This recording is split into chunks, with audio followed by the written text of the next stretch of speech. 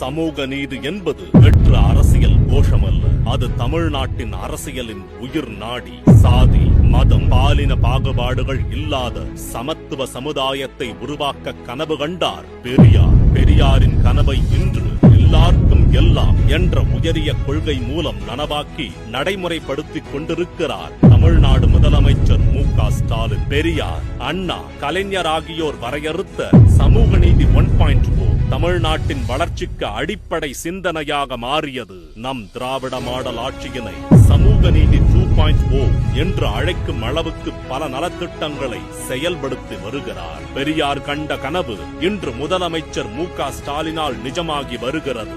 நான் பெரியாரின் கொள்கை பேரன் என முதலமைச்சர் மு.க. ஸ்டாலின் கூறுவது வெறும் சாதாரண வார்த்தையல்ல. திராவிட மாடல் நல்லாட்சியில் பெரியாரின் கொள்கைகளை நிறைவேற்றுவதால் வெளிப்படும் உணர்வுபூர்வமான சத்திய வார்த்தை. கோடிக்கணக்கான பெண்களை பொருளாதார ரீதியாக உயர்த்தவும் அவர்களின் சுயமரியாதையை காக்கவும் மாதந்தோறும் 1000 ரூபாய் கலைஞர் மகளிர் உரிமை தொகை வழங்கப்படுகிறது. பெண்களின் முன்னேற்றத்திற்காக கட்டணமில்லா விடியல் பயண திட்டம் செயல்படுத்தப்பட்டுள்ளது.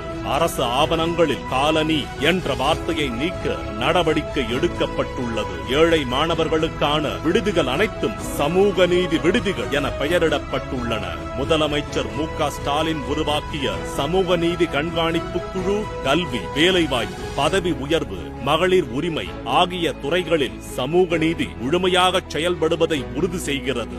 இதற்கெல்லாம் முத்தாய்ப்பாக சுயமரியாதை இயக்கத்தின் நூற்றாண்டினையொட்டி எதிர்வரும் செப்டம்பர் 4 அன்று உலக புகழ்பெற்ற லண்டன் ஆக்ஸ்போர்ட் பல்கலைக்கழகத்தில் நடைபெறும் கருத்தரங்கில் தந்தை பெரியாரின் உருவப்படத்தினை திறந்து வைத்து சிறப்புரையாற்ற உள்ளார் முதலமைச்சர் மு.க. ஸ்டாலின். இன்று முதலமைச்சர் மு.க. ஸ்டாலின் தலைமையில் உருவாகியுள்ள சமூக நீதி 2.0 எதிர்காலத்தை கட்டமைக்கும் அரசியல் தமிழ்நாட்டை இந்தியாவின் முன்னோடி மாநிலமாக, முதல் மாநிலமாக உயர்த்தும் சிந்தனையே முதலமைச்சர் மு.க. ஸ்டாலினின் சமூக நீதி 2.0.